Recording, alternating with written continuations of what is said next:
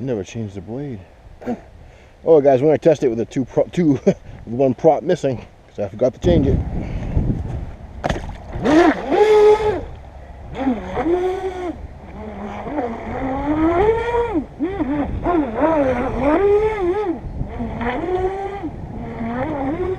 It's coming out of the water.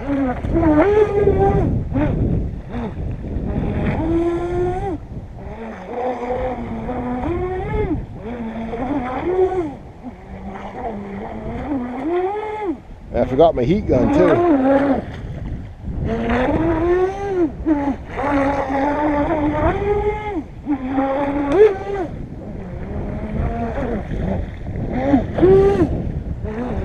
It'd probably do better with the right prop, huh? The non-broken one.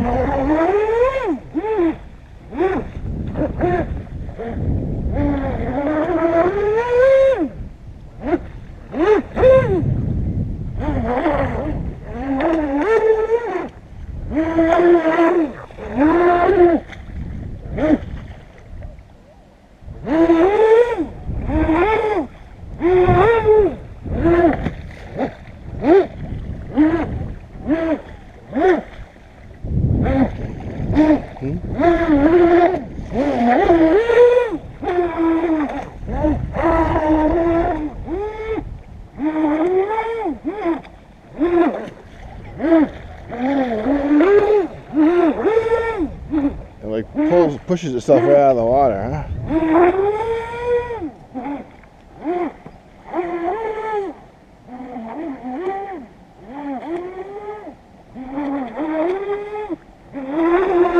I don't know if it's the prop or what.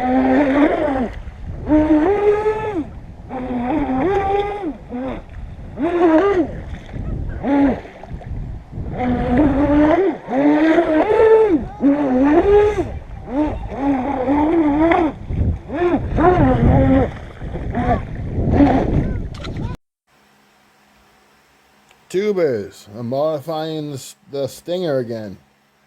Figure I'll show you what I'm doing. Took the original shaft. I grinded a little notch in it for this piece to fit on. That I could change the angle. Show you some there. Voila. Now I just gotta hold this piece to there so it holds the rake. I'll figure that out next. But this was a stub axle to another RC. And I had a pin that went through it. So I tapped the threads for grub screws so I could fit this axle over there just to use this CV joint to change the direction of the propeller. So I'm pretty sure the propeller is launching the boat out of the water. That's why it keeps, I'll give it the throttle and it'll go for a second, but then it just gets all air. It's just pushing itself out of the water. The propeller needs to go angle with the boat like that, not like this. So I'm going to get it I'm going to make a piece to hold it right like that. And I'm going to screw it and glue it to the bottom of the boat. I'm not exactly sure what I'm going to make it out of yet, but I'm getting there. I mean, this was an axle. I actually had to use my taps and put threads on the axle so I can put a nut on there. See? I used an M4 tap, which is the same size as the nut that came with the shaft, with the propeller. I just moved this out of my way a little. That's going to go right there, and this is going to bolt up, and while the bang, bada bang, we're good. So I just got to get something to hold this in place. I'm not sure what I'm going to use yet, but I'll figure something out. Figured I'd show you the process. The process and the madness. Yeah, buddy. Alright, tubers. I'll tell you one thing. I'm really good at making messes. Look at that. What a mess. But I got it. You see this? What's holding it up? That is a control arm to a stock HPI Savage. I just cut the end off, drilled it out so it fit through there. Bada bing, bada boom. I heated it up with my little heating gun. I use this thing all the time. You heat up plastic and you shove the plastic thing on something. And once it cools, it stays. It works great for stuff like this. So that's a totally custom driveline right there. Look at that, huh? Sorry about the camera work, but yeah, custom. And that changes the angle of the propeller blade, the prop. So it'll stop pushing the boat out of the water, which should make it go pretty good. So now the next thing is to test this and see how it does. The next best step would be a flexible, what is it called? A stuffing tube with a flexible shaft. 4mm to keep with this sizing, right? That would be the next best thing. I ordered one, but everything comes from China and everything's going to take forever. So while I'm waiting, I figure I'd just make this out of pieces I found laying around. I have another boat, so I'll use a stuffing tube on a different boat. Look at all the water that got in there. Holy cow. So this is the motor I had in there. This is the motor I'm going to use in there. I got this nice little motor mount. And this sucker's going to go right in there. Just like that.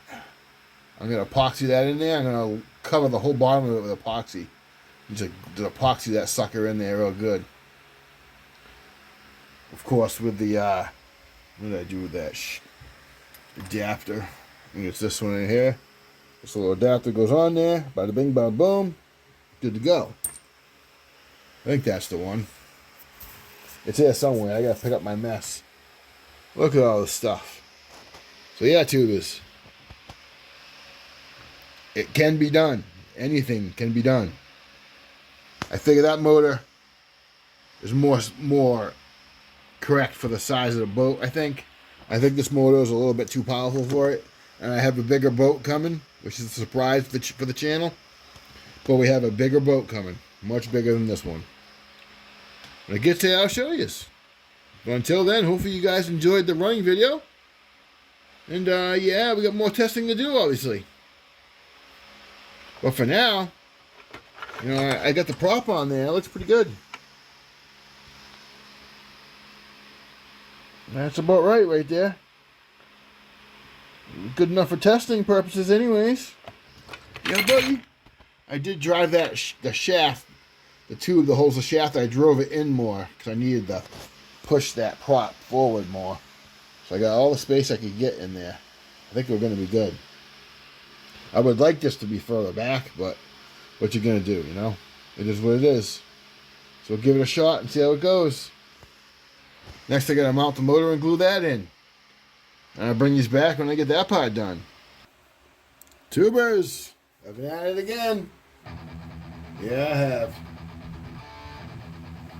I done did it. That's right, I done did it.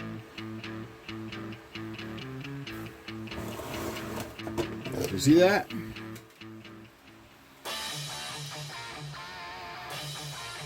Trying to get so we got light here. What we got there is it's called a stub axle to an RC car. I used it for this joint down here to change the angle of the prop that I showed you guys. Then I made this thing here to hold the prop like that. Well, I put the new plastic propeller on there, and I was testing it, and I was throttling it, and it exploded. It literally hit me right above my eyebrow, almost took my eyeball out. So I was kind of lucky that it didn't take my eye out or nothing, right? So I had to modify this to get that blade to go as far that way as I could. It's tighter than I would like, but it'll work. What do you guys think, huh? Not bad, eh? So, I'll show you the inside. This cover comes off. You see, I mounted that new motor in there. I got the ESC tucked in there. The new motor mount has a cooling head on it there, so I got it looped. It comes in through there, goes into the ESC down in there, and comes out the ESC, goes into the motor plate, and dumps out. You want to cool off the ESC first, because those are the things that usually overheat and burn out most of the time. So yeah, I sent the water straight to the ESC. So what do you think, huh? I got a little CV joint in there, so you guys can see that. Got a little joint in there. Yeah, buddy. Hard to see it because his wire's in the way, but you can see that. I did it because my other motor, I think it's a 5mm. I didn't even measured it yet. It was a bigger shaft than this motor. But I had ordered that joint. So the joint came in the mail today. And bada bing, bada boom. She's on. And this prop came in the mail today. Just in time. Because that prop exploded on me. So now we got a nice gigantic, I think it's like a 42mm prop. It might be too much for it because this motor is 3600 kV. On 4S, that's quite a bit of snot for it. I'm not sure if I'm going to test it on 2S the first time, or go for the hills and the gusto and just give it the 4S. I'm not sure because I do have balance. I have jumper cables hooked up here so I could run 2S in series, but I could just remove them and run just 2S. We'll see. I use a little bit of liquid electrical tape to seal that up, and I realized I didn't have this hole plugged in. There's an antenna hole right here. I gotta plug that up. But I didn't have that hole plugged. And you know what goes there is this, because this is the pump that's made to go in there, right? I took it out, but this I forgot to put back on. Excuse the poor camera work here. Probably should just use a tripod, but. And then this piece here I got hooks onto there. How to do this and hold the camera. And then a screw goes in and that holds it on. So, yeah, so that's not an antenna hole. That's actually the hole for the screw. Yeah, I probably should just screw that back on. So what do you guys think, huh? And I had made this plate to go over this. Let me put you guys back on the stand here. I made this piece. Well, you can see I actually got another piece that has to go in here. I was just putting it together and I wanted to turn the camera on before I put this piece on. But this goes in here that I made, covers the moving parts so the wires don't hit. That's going back in there. And then this, once those are in, and this will go like that. I keep losing these screws. But screws are a bad idea. Well, actually, it fits pretty good now. Maybe I can just bring it to the thing and tape it on. I'd rather just tape it on. But yeah, so that hose, because of where those are, there's really nothing I can do. They're going to be looping up right there. So this is the cover that I made. If it goes this way, I'm not sure. I got to make room for these hoses now. So I'm not sure what to do with those hoses. But where those nipples are, there's nowhere to run them, right? We can push them down like that, I guess. Got to keep them away from all the moving stuff, but I guess they can get pushed down. But they just stick up too high. Push that thing up. I don't want to shut off the flow by pinching them off. But we're getting there, you know, work in progress. I just hope that this holds. Because this is plastic, it has some flex to it, but I think it'll be okay. I'm gonna take it easy with it and see what happens. It looks pretty strong enough. As long as the propulsion from the blade doesn't cause too much torque steer. We'll see. But I'm having a blast building this thing, guys. You guys should build yourselves a boat. A car or something. I just love building stuff. It's a blast. I'm having a blast with this boat now. You know, I had the money saved up for the Fastlane Machines hardened gears for my 3-speed for my Savage, but as soon as I had the money, Fastlane Machines is closed for 2 weeks. Middle of August, imagine that? The busiest season time of the year, and they're going to close down for 2 weeks. I'm like, really? Really, guy? I need them gears, but I can't get them now. So now, I'm screwed for like another week.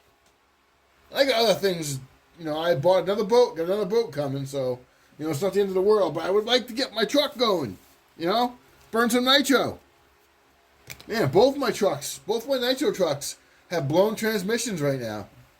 So, hey, I'm just having fun with boats right now until I can get the trucks back up, the nitro trucks back up and going, I'd like to get a nitro boat. I'd like to build a nitro boat, but I don't know. I think it'd be easier to buy one first just to see how they actually work. It might be cheaper to buy one than try to build one. Who knows? But yeah, the possibilities are endless in the future. I think my little trim tabs back here worked.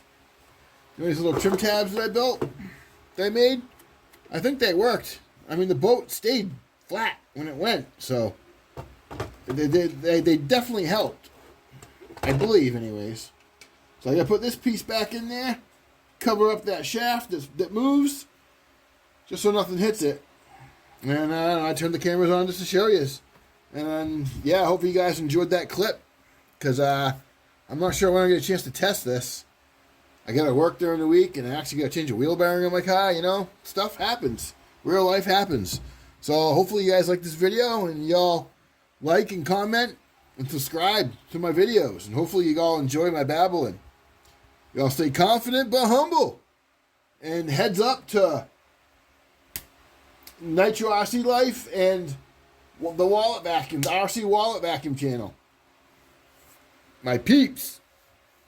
Especially the Wallet Vacuum channel. He's always commenting on my videos. So y'all pay it forward to people that watch your videos and comment on them. If you make videos, thank them for commenting. People go out of their way. So thank you. I appreciate it. Y'all stay confident but humble. Peace.